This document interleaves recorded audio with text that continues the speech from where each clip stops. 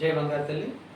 శ్రీనుగ్రహ బంగారు తల్లి దేవాలయం యూట్యూబ్ ఛానల్ వీక్షిస్తున్నటువంటి ప్రేక్షకులకి భక్తులందరికీ కూడా నమస్సుమాంజలి.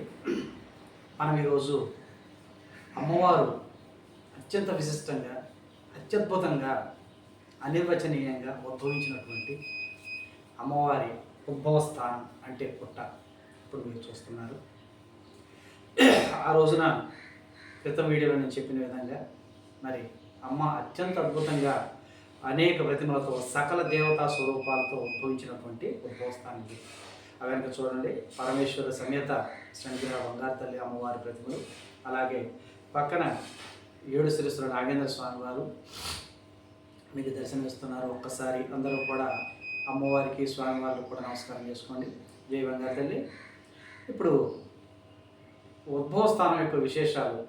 అలా అమ్మవారు ఉద్భవించిన తర్వాత ప్రతి రోజు కూడా అమ్మవారికి నైవేద్యంతో పాటు మరి ఈ పుట్టలో ఉన్నటువంటి స్వయంగా ప్రత్యక్షంగా కనిపించేటటువంటి నాగేంద్ర స్వామివారు చాలామంది భక్తులు చూశారు.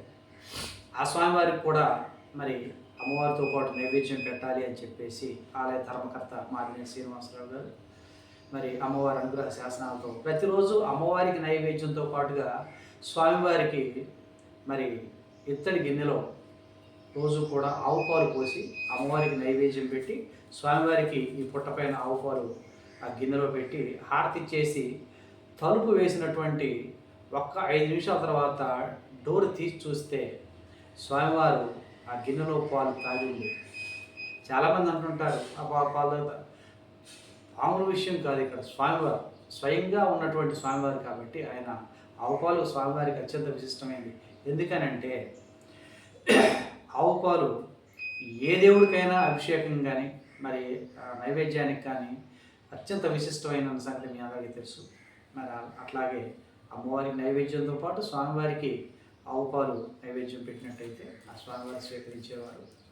మరి ఎంతోమంది భక్తులకు ఆయన ప్రత్యక్షంగా కనపడినటువంటి నిదర్శనాలు కూడా ఎన్నో ఉన్నాయి. అవి ముందు ముందు మనం ఎపిసోడ్స్లో చెప్పుకుందాం. ఆ తర్వాత ఈ పుట్టలో చాలామంది సంతానం లేని వారికి తల్లి మరి అమ్మవారి దగ్గరికి వచ్చిన తర్వాత అమ్మవారు తన వాక్కు ద్వారా వాళ్ళు ఎలా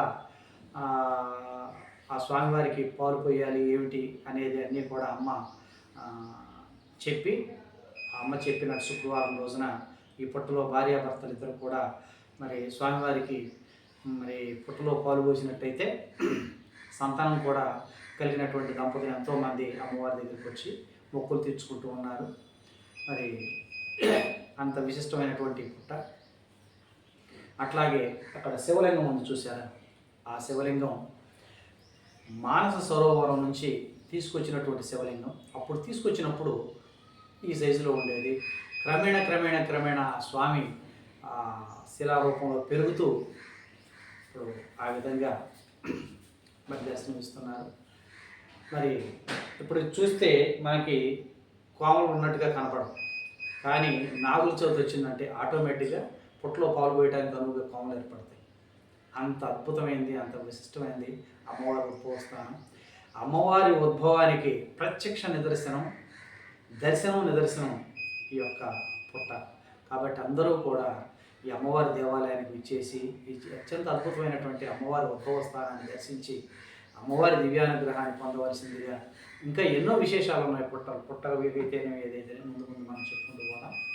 మరి ఇంకెందుకు ఆలస్యం, ఈ వీడియో చూసిన తర్వాత మరి మీరు మైలవరం వచ్చినట్టయితే అమ్మవారి దేవాలయంతో పాటు అమ్మవారి ఉద్భవ స్థానం సకల దేవతామూర్తులను కూడా మనం దర్శించుకునేటటువంటి మరి అదృష్ట భాగ్యం కలుగుతుంది. కాబట్టి అందరూ కూడా దయచేసి ఈ వీడియో చూసిన వాళ్ళందరూ కూడా అమ్మవారి దేవాలయాన్ని దర్శించాలని ఒక సంకల్పం పెట్టుకోండి. ఖచ్చితంగా అమ్మవారి అనుగ్రహం మీకు లభించాలని మనస్ఫూర్తిగా కోరుకుంటూ అమ్మవారిని శతకోటి పాదాలను అర్పిస్తూ వేడుకుంటూ జై బంగారు తల్లి, జై వల్లూరమ్మ తల్లి.